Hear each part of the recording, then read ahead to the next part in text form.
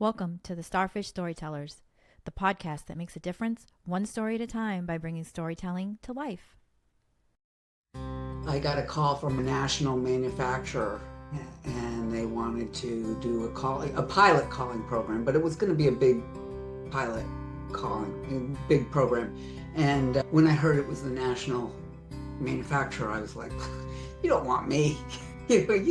We're really small. And oh no, we like working with entrepreneurs.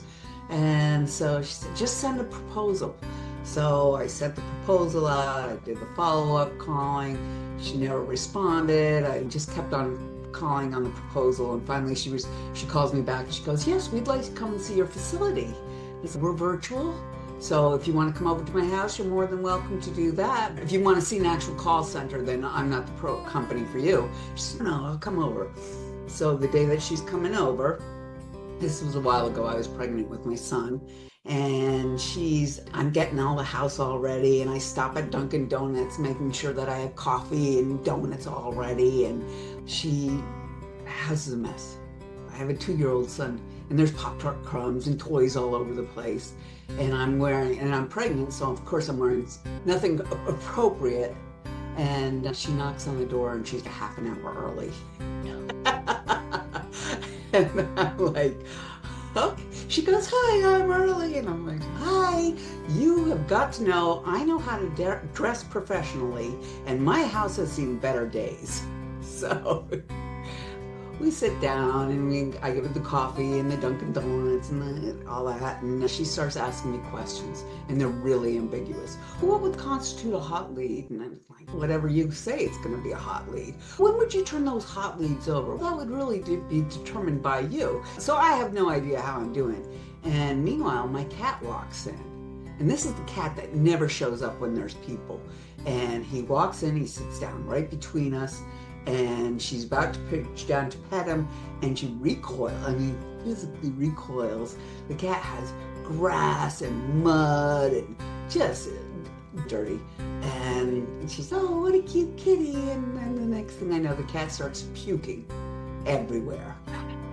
And so I'm like, okay, this I have to clean up. So I clean it up. She just shuffles her papers and puts them away, and she walks off. And actually, we talked for about another half hour about everything else but calling. And then she leaves, and I didn't even think to ask her what her timelines were or anything like that. But I called her after a week, and I left a message. She called me back within 15 minutes, and she said, Ceri, I highly recommended you to our VP of Sales and Marketing. When can you start? Oh, here I was pushing everything away. No, you don't want me. You don't want me. Here, cat throws up. No, you don't want me. And we got them, and we ended up finding them like 125,000 in sales as a result of our calling. So we did the proof of concept for them, and they started their own inside sales group. So there you go. Oh, and she did tell me that she never mentioned about the cat puking to her VP of sales.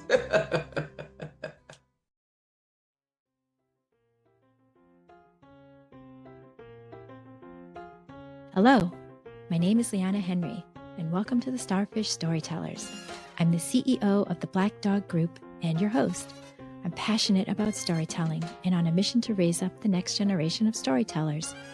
We're called the Starfish Storytellers after the moral of the Starfish story, which centers on the power of one.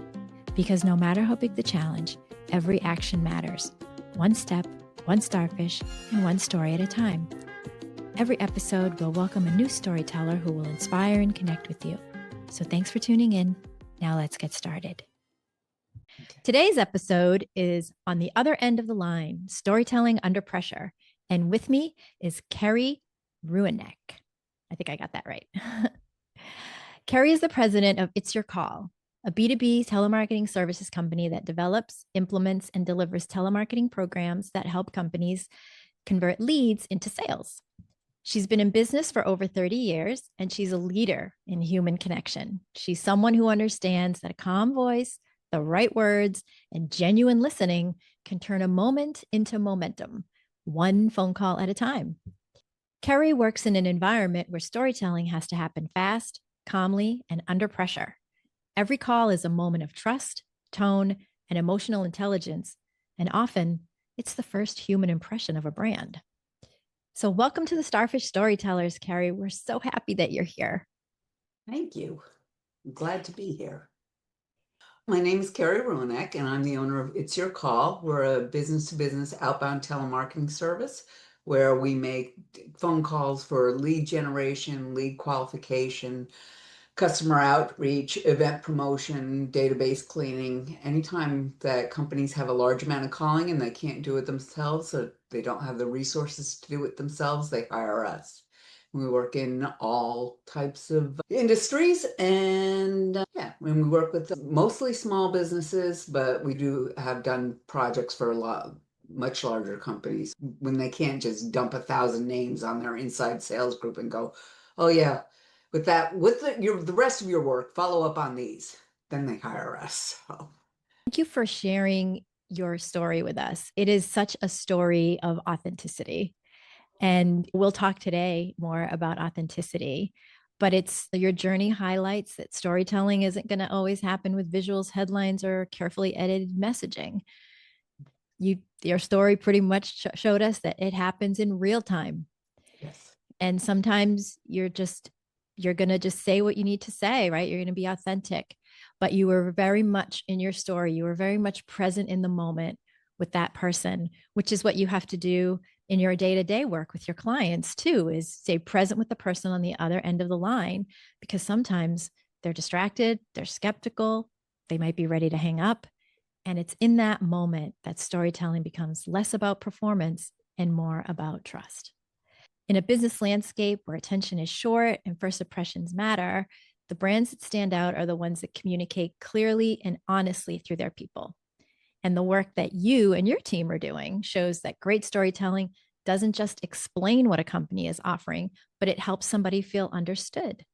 It gives people the confidence to keep listening, maybe to ask some questions, and to decide what comes next. And that makes this kind of storytelling really powerful. Would you agree? I definitely agree. I definitely agree. So let's start with your origin story. How did you decide you were going to start this company? Your journey as an entrepreneur, how did you shape and build this company? Okay. I was on maternity leave with my first son, and one of my ex-bosses was consulting to a company, and she said they needed to start an inside sales group, and you basically started it for our company.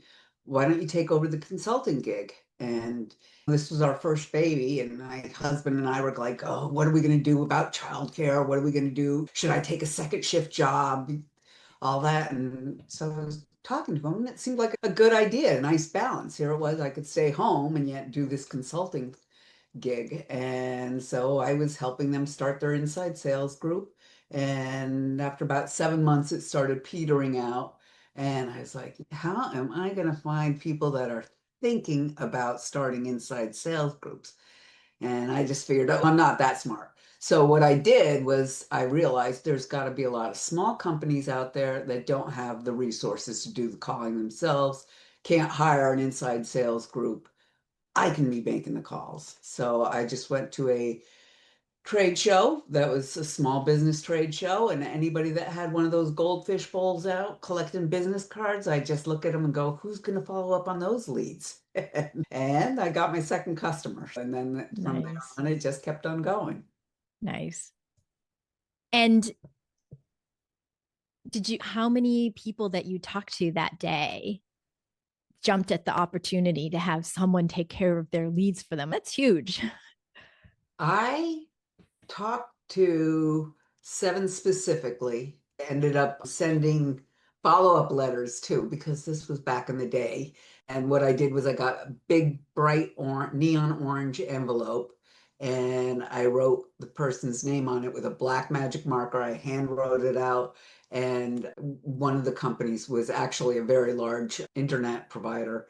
And they said, oh, you should talk to so and the CEO of the company. And so I sent it to the CEO with my orange envelope and my black flare Sharpie. And I got a call back from that company, and the guy's like, do you know Bob? Like I was some celebrity that because Bob the CEO had actually given him my letter to try and sell me. But that's besides the point. It was good. It got through.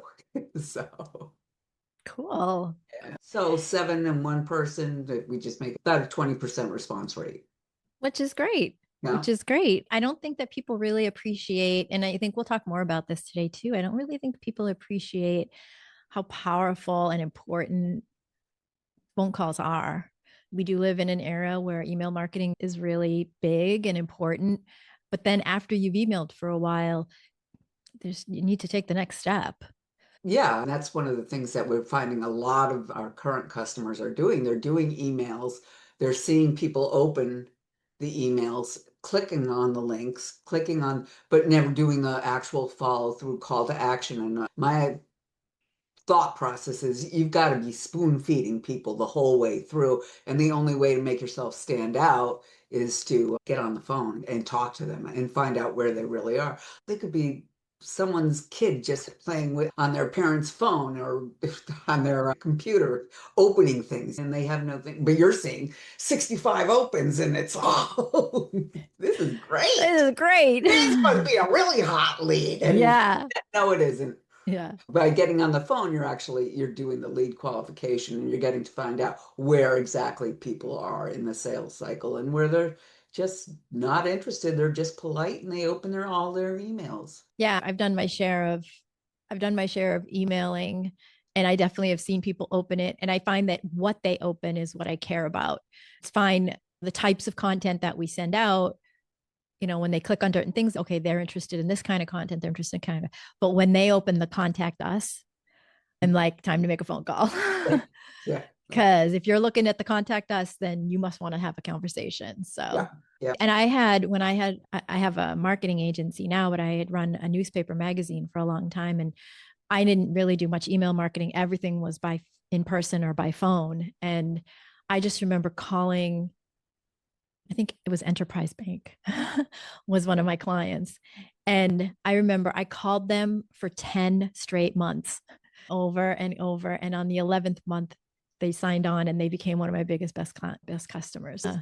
Oh yeah. And it's just Persistent and consistent. yes, Yeah. yes. And it feels like a victory, right? It's so Yeah. sweet when Yeah. you like really the elbow grease into making that work. Exactly.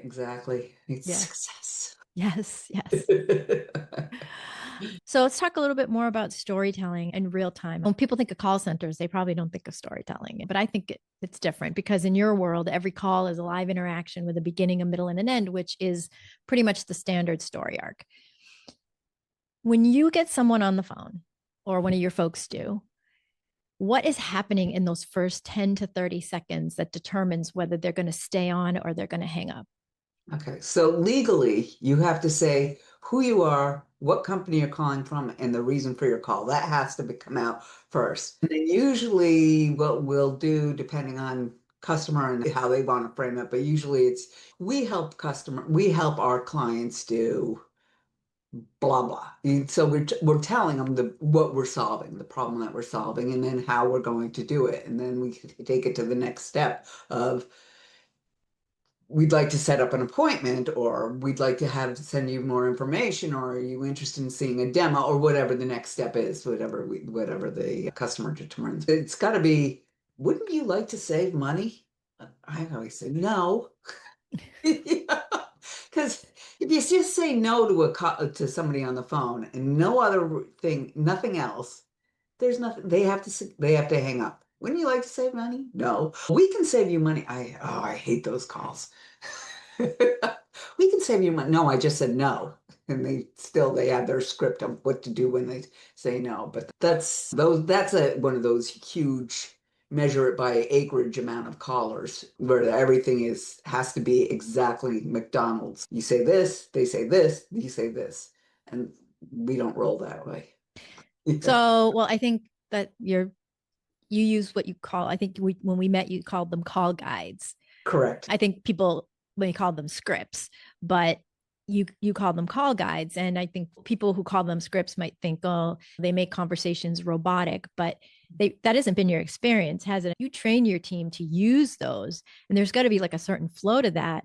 But it sounds like the human storytelling comes in because your people are listening. You just said it. It's like if somebody says no, this conversation is over right now. Correct. And just move on to the next. With the call guide, what we do like to try to incorporate is the objections, the common objections that customers have, so that if we don't have any money.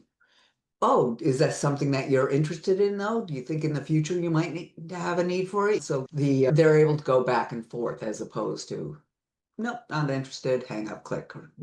If the person on the other end of the phone is objecting, then they're waiting for you to respond. An objection is never a no. But if they just say no or not interested, then that's it. Now, you just said an objection is something that it's not an outright rejection or an outright no, but Correct. there might be some objections. And I know from sales, there's a whole list of different types of objections. Is that the moment where it sounds like that might be the moment where some storytelling would work because it's like the stoplight, right? Red, yellow, green.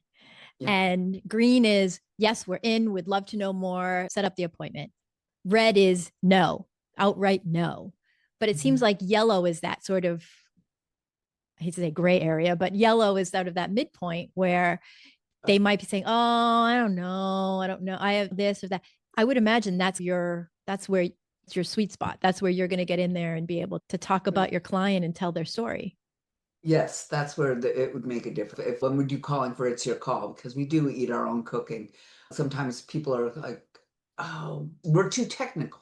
We have a lot of a background in doing technical work. We work with a robotics company, AI company. And so they have all the things to talk about for technicals. And usually the people who are doing the calling have actually been on those campaigns so they can elaborate on that if need be. We make sure that if there's an objection, here's what you pair with it. We're too small. That's our specialty. We work with small companies. We can be very flexible in what we offer.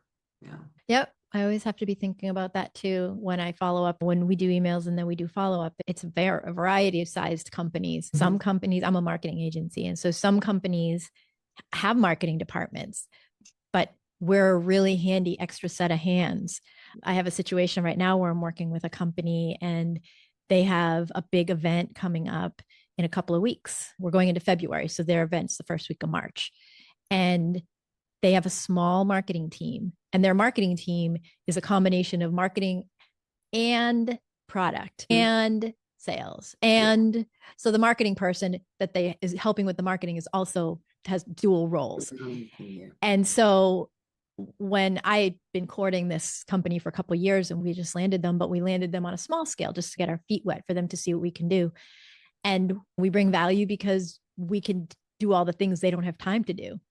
And I would find myself going into meetings with some of these business owners or marketing directors, and they're frazzled and they're all over the place. And it just gives me this wonderful opportunity to just be this like calming presence. Yeah. What can I do for you? Yeah, it looks like you might need this and this. Oh, yeah. And did you think about this? Oh, no.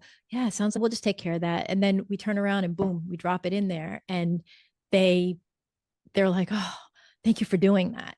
Yeah. That's the kind of response I want. And or you have a small business owner who doesn't have any marketing help and they might have a little budget for it and they need some help. And we just get in there and and take that from off their plates. But I think, like you said, objection is maybe. If you can treat it like a maybe. Usually an objection means they're waiting for you to respond to them. You just don't go, oh, okay, click. Yeah. You don't have any money now? Oh, click. No. In the future? That's right. Planning on doing? Yeah. So in the situations when your folks actually have to deal with not just the objection, but maybe some outright hostility or real impatience, because that's not easy, right? Yeah. What's it take for you and your folks, both emotionally and mentally? Because you need to stay calm, you need to stay present, you need to stay respectful when the other person is shutting you down. What does it take for you to be able to keep it together? And like we just talked about, the objections is the places where you can weave that storytelling in. Have you seen cases where maybe folks have rejection or objections, and you've been able to get in there and talk a little bit more about your client and it's turned stuff around? Absolutely. I don't ask me specifics. I just, but I was thinking more of the people that, if we go on the idea of talking about rejection, it depends on the caller. I have one woman, she doesn't care. She's on to the next. That's her job. Like, she's professional. She does it every so often. I'll get a call from another woman, and she's just, oh my God, they just told me to off. They picked up the phone and they said off and hung it up on me. And she laughs about it, but she calls me up to tell me about it. That's her way of venting and releasing. And every so often you get a caller, this list is terrible. It's the wrong numbers. We're not getting through. I think those are the things that bother people the most, is when we're not making connections and we're not getting through to the people on the list or have died or whatever, if it's an old list. Those are the things that drag them down the most. As far as the rejection, it happens. It's part of the gig. When I was doing calling at one point, I had done a calling campaign, and it was for that trade show company, and or the one that had the trade show list. And I was calling this guy. He's down in New Jersey. I can still remember him.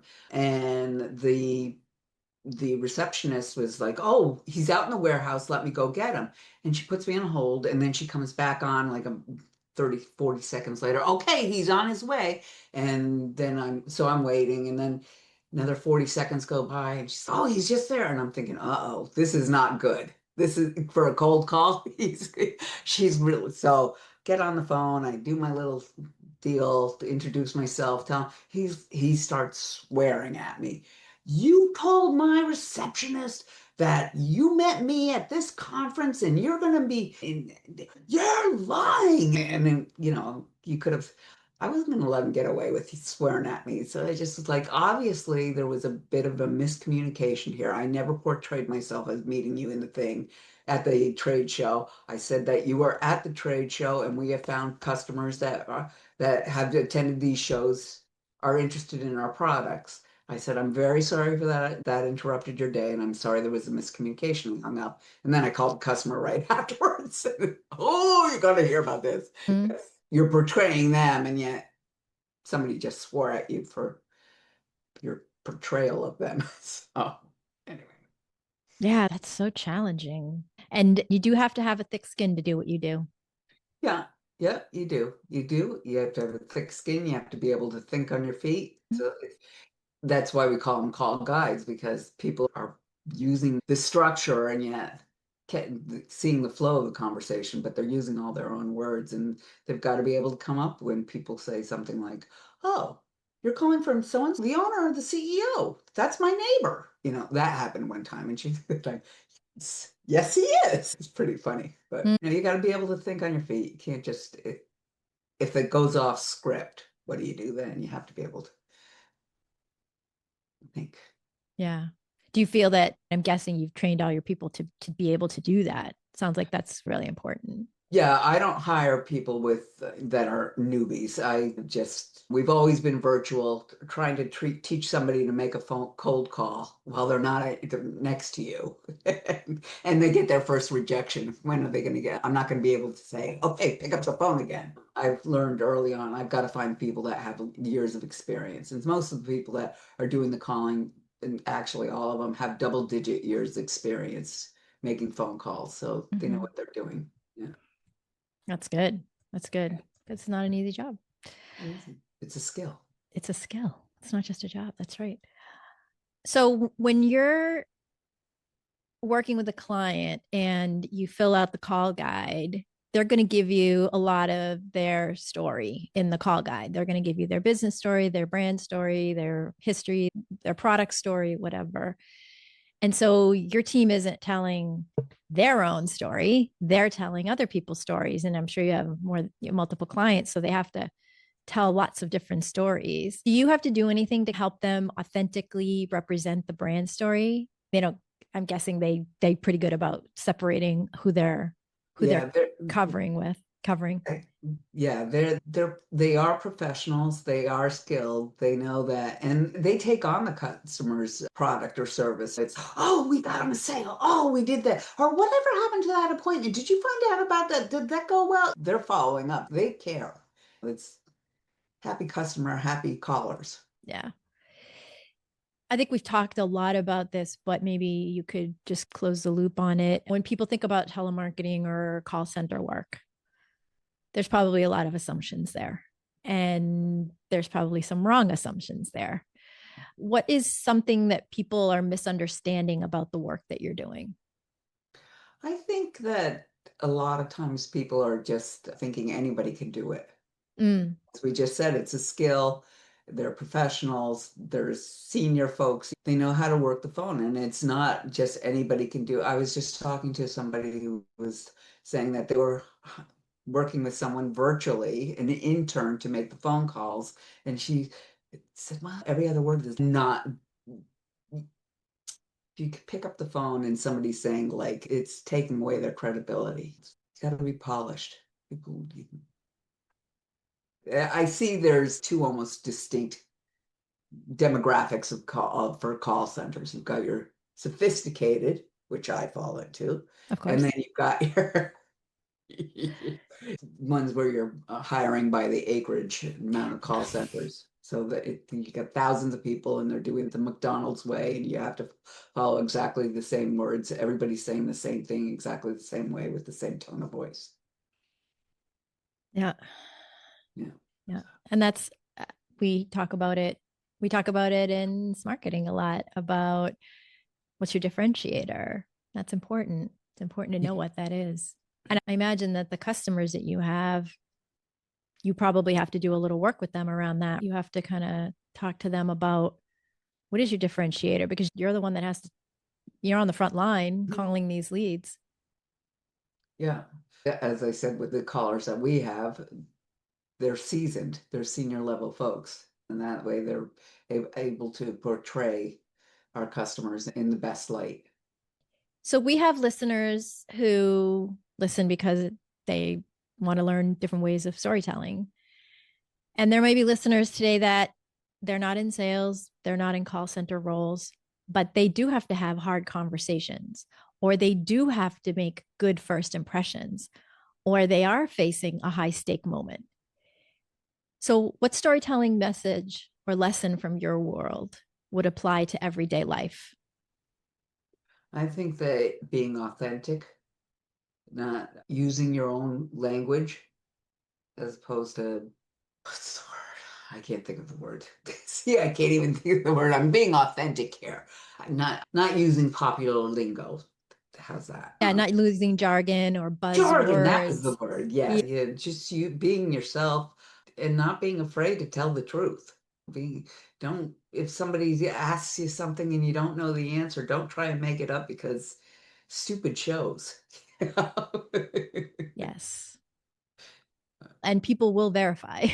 Yes, which is So, really easy to do these days. yeah, yes, it is. Yes, it is. Yeah. Yeah. And I think we live in a world where we, there's a lot of things that are not real. There's a lot of things that are fake.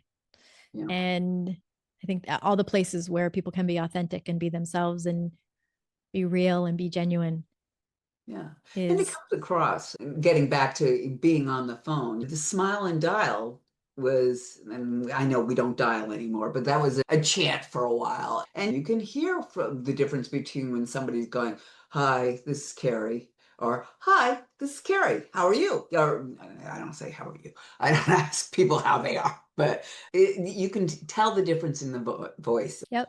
Yeah. When you're up, you can hear it. When you're down, you can hear it. Well, So, that's just another tip, if you will. If people listening are doing a lot of calling and they're getting to the point where they just can't, one of the tricks is to stand up. Just get up out of your chair and stand up and make the call because it just allows more oxygen and breathing and changes your whole status and it changes things up. It's a good technique to use if you're just at the bottom line. I don't want to make that next call. Stand up. that's a great tip. I'll have to try that. Yeah. So Great. Ceri, this has been great. This is all the time we have for today, though. And just thank you so much for joining us and reminding us that storytelling doesn't always have to happen on a page or a stage. Sometimes it happens through a nice, calm voice or a moment of patience or just a human connection, one call at a time. Yep. Thank you. This was fun. Thank you. Thank you. And to our listeners, whether you've first heard us locally through BTV studios in Bedford, Massachusetts, or you're tuning in from across the globe on Spotify, Apple Podcasts, or Amazon Podcasts, thank you for listening. We hope you enjoyed this episode, and we'll see you next time. Happy storytelling!